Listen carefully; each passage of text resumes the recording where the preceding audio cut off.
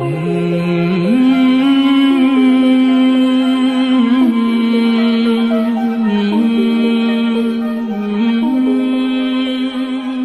घंटे के तवील ऑपरेशन के बाद एक माँ आईसीयू में जाती है।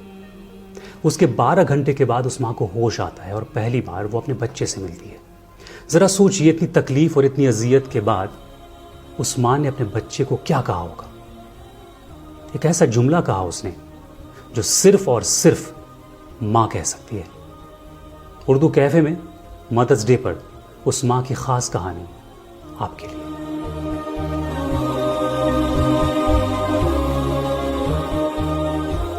उर्दू कैफे में उस माँ की मैं आपको कहानी सुनाऊं उससे पहले ये बता दूं कि 8 साल की एक नन्ही सी बच्ची है, आन्या रात्रा। उसे उर्दू कैफे बहुत पसंद है। क्यों पसंद है ये तो मैं नहीं जानता, लेकिन वो अपनी माँ से अक्सर पूछती है कि मम्मा उर्दू कैफे का अगला एपिसोड कब आएगा। मेरा ज़ाती तौर पे ये मानना है कि अगर आपकी बात किसी एक शख्स तक भी अगर पहुँच गई तो आप कामयाब हैं। तो आज मदर्स डे पर आन्या रात्रा और उस जैसे तमाम बच्चों की जानिब से इस माँ की कहानी ख़ास आपके लिए। ये माँ मेरी अपनी माँ है। मैं अपनी माँ की कहानी आपको सुनाता हूँ। इस कहानी की शुरुआत होती है 1996 में, जब उन्हें कैंसर डायग्नोज हुआ। दिल्ली के एम्स में उनका इलाज चल रहा था और डॉक्टर्स ने कहा कि उनकी सर्जरी होगी। ईसोफेगस यानी फूड पाइप रिमूव करना होगा और एक लंबा प्रोसेस था। मैं अपनी अम्मी के बारे में आपको बताऊं कि अगर कभी उन्हें एक इंजेक्शन भी दिलवाना होता तो हम तीनों भाई बहन मिन्नत समाजत करते कि बस इंजेक्शन दिलवा लीजिए, और वो बहुत भागती थी इंजेक्शन के नाम से भी।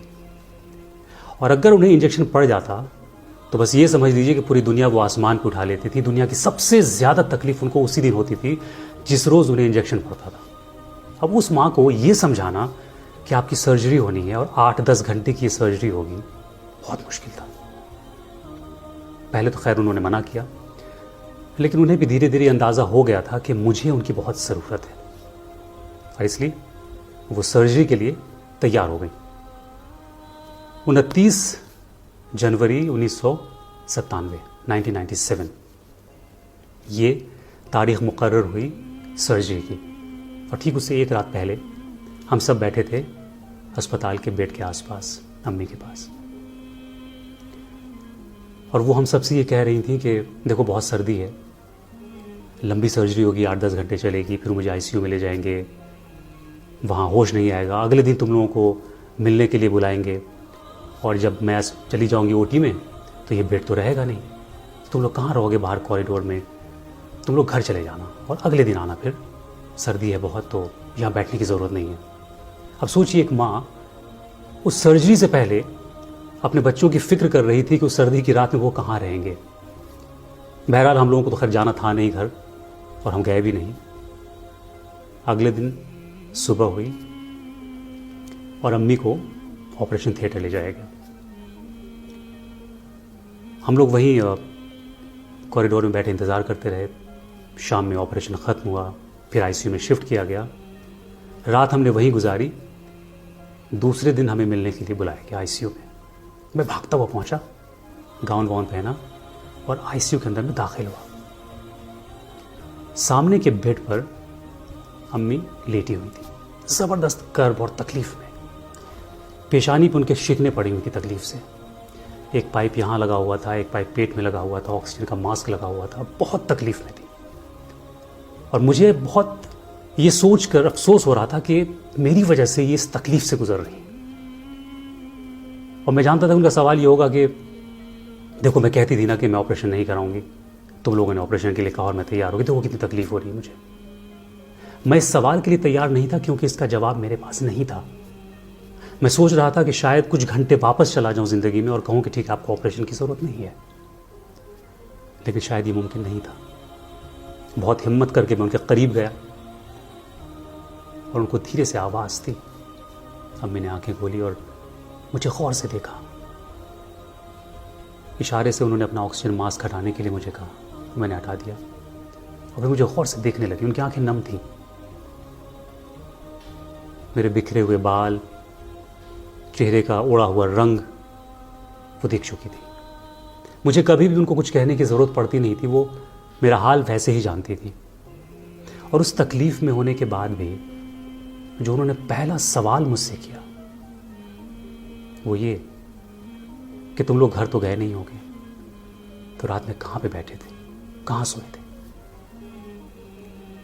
आईसीयू के बेड पे इतने सारे पाइप्स बॉडी में लगे हुए, ऑक्सीजन मास्क लगा हुआ है, इतनी तकलीफ के बावजूद ये सवाल सिर्फ और सिर्फ एक माँ ही कर सकती है। क्योंकि माँ जिस दिन माँ बनती है उस रोज से जिंदगी के आखिरी सांस तक वो सिर्फ और सिर्फ माँ होती है। आप लोग बच्चे बहुत खुशकिस्मत हैं, खुशनसीब हैं कि आपके पास माँ है। आप उन्हें इस बात का एहसास दिलाइए कि वो आपके लिए बेशकीमती हैं, अनमोल हैं। क्योंकि अगर माँ है तो ये दुनिया है, जन्नत है, सब कुछ है। तो माँ को इस मदर्स डे वो प्यार दीजिए जो पूरी जिंदगी वो आपको देती आई है। क्योंकि हम अक्सर माँ को वो प्यार दे नहीं पाते हैं, या शायद हम बता नहीं पाते हैं, जता नहीं पाते हैं, क्योंकि हम हमेशा लेते रहते हैं माँ से प्यार। मैं आपको एक इंपॉर्टेंट चीज़ बताता हूँ। जब हम बहुत छोटे होते हैं, 2 महीने, 4 महीने, 6 महीने, साल भर के, तो उस वक्त हम बोल नहीं पाते, लेकिन हमारे रोने के अंदाज से हमारी माँ ये समझती है कि हमें भूख लगी है, प्यास लगी है, पेट में दर्द है, सर में दर्द है, ठंड लग रही है, गर्मी लग रही है, क्या लग रही है, वो समझ जाती है और हमारी हर ज़रूरत बिना कहे वो पूरी कर देती है।